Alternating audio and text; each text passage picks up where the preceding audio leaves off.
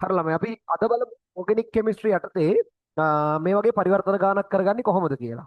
හරි පරිවර්තන ගානක් දුන්න ගමන් ඔයා බලන්න ඕනේ ආරම්භක සංයෝගේ මොන වගේද සහ ඔයා සංශ්ලේෂණය කරන්න ඕනේ සංයෝගේ මොන වගේද කියන එක. හරි දැන් මේකට ආරම්භක සංයෝග වලට දීලා තියෙන්නේ ස්තරයක්. ඒ වගේ බෙන්සීන් වලයක් ඉන්නවා. නමුත් මේ සංයෝගය අපි පොදුවේ කියන්නේ ස්තරයක් කියලා. හරි මෙතන බලන්න මෙතන මුකුත් ස්තර සම්බන්ධ ගානක් නෙමෙයි තියෙන්නේ. මේක ඇරෝමැටික වලයක් බෙන්සීන් වලය මෙතන තියෙනවා. ඒ වගේම ඔයගලන්ට පේනවද මේ සම්බන්ධතාවයේ තියෙන්නේ එකක් ඇර එකක්. කාබන් එකක් ඇර එකක්නේ. අපි මේ වගේ සම්බන්ධතාවලට කියනවා මෙටා සම්බන්ධතා කියලා. හරි මේ වගේ සම්බන්ධතාවලට අපි කියන්නේ මෙටා සම්බන්ධතා. මෙටා සම්බන්ධයක් ගන්න නම් අනිවාර්යෙන් බෙන්සීන් වලට මුලින් සම්බන්ධ වෙලා ඉන්න ඕනි. නැත්නම් දෙවෙනි ඛණ්ඩයේ ආදේශ වෙන්න කලින් සම්බන්ධ වෙලා ඉන්න ඕනි. අනිවාර්යෙන් ප්‍රබල වික්‍රියකයක්. මොනවද ප්‍රබල වික්‍රියක කියන්නේ? සාමාන්‍යයෙන් කාබොක්සිලික් කාණ්ඩ වලට අපි ප්‍රබල වික්‍රියක කියලා කියනවා. මේගොල්ලෝ මෙටා යමුකාරක. හරි ඒ වගේම ඇල්ඩිහයිඩ් කාණ්ඩ, කීටෝන් කාණ්ඩ, තව ගත්තොත් නයිට්‍රෝ කාණ්ඩ මේවා තමයි ගොඩක් ඉතින් අර අපි වැඩිපුර පාවිච්චි කරන මෙටා යමුකාරක කියලා කියන්නේ. පැහැදිලිනේ? හරි. දැන් අපි බලමු මේ ගාන කොහොමද ආරම්භය ගන්න කියලා. මුලින් මතක් කරගන්න ඕගොල්ලෝ සාමාන්‍යයෙන් ස්තරයක් හැදෙන්නේ කොහොමද? ස්තරයක් හැදෙන්නේ බොහෝ වෙලාවට කාබොක්සිලික් අම්ලයකුයි ඇල්කොහොල කාණ්ඩයකුයි එකිනෙක ප්‍රතික්‍රියා කරවීම මගින්. එහෙම නැත්නම් අම්ල හෙලයිඩ් කාණ්ඩයක් මගින් උනත් පුළුවන් මධ්‍යසාරයක් පාවිච්චි කරලා අර නමුත් ගොඩාක් ප්‍රසිද්ධ ක්‍රමය තමයි කාබොක්සිලික් අම්ලය සහ ඇල්කොහොල ප්‍රතික්‍රියා කරවීම. හරි එහෙනම් අපි මොකද්ද කරන්න ඕනේ දැන්? එහෙනම් අපි දැන් කරන්න ඕනේ මේ ස්තරය හැදුණු විදියට. හරි ස්තරය හැදෙන්නේ කොහොමද ළමයි? විනාඩියක් මතක් කරගමු. සාමාන්‍යයෙන් ස්තර හැදෙන්නේ කාබොක්සිලික් අම්ලෙයි මධ්‍යසාරෙකුයි ප්‍රතික්‍රියාවට දානවා. මම සමස්ත ප්‍රතික්‍රියාවේ සාරාංශය කියන්නම්. උතර ප්‍රතික්‍රියාව වෙන්නේ මේ කාබොක්සිලික් කාණ්ඩෙන් OH කාණ්ඩය ගැලවෙනවා. ඇල්කොහොලෙන් H එකක් ගැලවෙනවා. අවසාන විදියට ජල අණුවක් වගේ සහසංයුජ අණු ඉවත් වෙලා යනවා. මෙන්න මේ විදියට ස්තරේ හැදෙනවා. හරි මේ යාන්ත්‍රණය නෙමෙයි මේකේ මේ වෙන සාරාංශය. පැහැදිලිද? දැන් ඔයාට ස්තරේ හදලා දීලා තියෙන්නේ. එහෙනම් ඔයා කරන්න ඕනේ ආපල්පනා කරන්න. දැන් ස්තරේ හැදුනේ බොහෝ වෙලාවට කාබොක්සිලික් අම්ලයේ ඇල්කොහොලයි එකතු වෙලා ජලාණුවක් ඉවත් කරපු එක නම් ඔයා ස්තරේ කඩද්දිත් කරන්න ඕනි ඒ හැදුණු විදියටම ස්තරේ කඩන එක. පැහැදිලිද? හරි. එහෙනම් අපි කරලා බලමු. එහෙනම් හොඳම ක්‍රමය තමයි මේ ස්තරේ ජල විච්ඡේදනය කරමු. ජල විච්ඡේදනය කියලා කියන්නේ ජල අණුවක් දාලා කඩන්න. හරි? මතක තියාගන්න ක්‍රමය තමයි කාබොක්සිලික් අම්ලයෙන් තමයි OH එක හම්බෙන්නේ. ඇල්කොහොලෙන් තමයි H එක හම්බෙන්නේ. එහෙනම් අපි ආ ජල අණුවක් දීලා මේ විදිහට කොටස් දෙකකට කඩනවා. හරි? එහෙනම් එක පැත්තකින් එනවා කාබොක්සිලික් අම්ලයක් අනිත් පැත්තෙන් එනවා ඇල්කොහොලයක්. හරි. මෙන්න කොටස් දෙක කඩාගත්තා. දැන් ඉතින් මේක නිකම්ම කොටස් දෙකකට කැඩෙන්නේ නැහැ. මේකට අපි ආම්ලික ජලය හරි ඡාරී ජලය දැම්මොත් නම් මෙතන අනිවාර්යයෙන් ළමයි කාබොක්සිලික් අම්ල ලවණය හැදෙනවා. සම මෙතනට දානවා ආම්ලික ජලය. උදාහරණ තනුක සල්ෆියුරික් ජලී HCl වගේ දාන්න පුළුවන්. හරි. එහෙනම් කොටස් දෙකකට කඩාගත්තා. දැන් අපේ ටාගට් එක වෙන්න ඕනි මෙන්න මේ මෙටා සම්බන්ධතාවය හදාගන්න එක.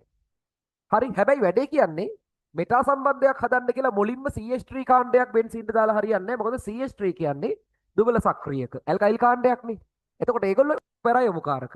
ඒක නිසා අපි CH3 කාණ්ඩයක් තියාගෙන තව CH3 කාණ්ඩයක් ගන්න යන්න හොඳ නෑ. ඊට කලින් මෙටා සම්බන්ධතාවය කියන එක අරගෙන ඉන්න ඕනේ. හරි. එහෙනම් බලමු. දැන් කොහොමද අපි දන්නවා කාබොක්සිලික් අම්ල කියන්නේ ප්‍රබල වික්‍රියකයක්. කලින් මම මතක් කරා ඔයගොල්ලන්ට. එහෙනම් කාබොක්සිලික් අම්ලේ ප්‍රබල වික්‍රියකයක් නම් මෙයා මෙටා යමුකාරකයක්. එහෙනම් අපිට උදව් දෙන කෙනෙක් ඇවිල්ලා ඉන්නේ. දැන් අපි උදව් ගන්න ඕනේ. එහෙනම් බෙන්සීන්ට මේ මොහොතේම මොකද්ද කරන්න ඕනේ? මෙටා සම්බන්ධතාවය නැත්නම් මෙටා ස්ථානයට CH3 කාණ්ඩයක් ගන්න බලන්න ඕනේ. හැබැයි මධ්‍යසාරයකට බෙන්සීන් දාලා හරියන්නේ නැහනේ. එහෙනම් අනිවාර්යයෙන්ම බෙන්සීන්ට පිටින් කාබනික සංයෝග දානවා නම් එක්කෝ එයා ඇල්කයිල් හේලයිඩයක් වෙන්න ඕනේ නැත්නම් අම්ල හේලයිඩයක් වෙන්න ඕනේ. එහෙනම් මම මේකට දානවා PCl3 හරි PCl5 හරි PBr3 හරි. දැන් මම මෙතන PCl3. එතන මෙතන CH3Cl කාණ්ඩයක් හැදෙනවා. ඊට පස්සේ මම කරන්නේ මෙයාවයි එකතු කරනවා. පිටින් බෙන්සීන්ට කාබනික සංයෝගයක් දාද්දී අනිවාර්යෙන් මතක ඇතුව නිර්ජලීය ඇලුමිනියම් ක්ලෝරයිඩ් වගේ කෙනෙක් දාන්න උත්ප්‍රේරකයක් විදියට. එතකොට පිටින් එන CH3 කාණ්ඩය මෙටා සම්බන්ධතාවයක් සහිතව මෙයාට ආදේශ වෙනවා. මේ ඉලෙක්ට්‍රොෆිලික ආදේශ ප්‍රතික්‍රියා. හරි? එහෙනම් මෙන්න අපිට ලොකුම අවුල නිදහස් වුණා. ඒ තමයි මෙටා සම්බන්ධතාවය ඇවිල්ලා. දැන් ළමයි මෙතනින් මෙහාට යන එක මහා ලොකු දෙයක්ුත් නෙමෙයි. ක්‍රම දෙකක් තියෙනවා මම ක්‍රම දෙකටම කියලා දෙන්නම්. ලේසිම ක්‍රමය තමයි මේ කාබොක්සිලික් අම්ලය ඔක්සිහරණය කරන වණ්ඩ දාගන්න ලිතියම් ඇලුමිනියම් හයිඩ්‍රයිඩ් එක්ක ආම්ලික ජලය.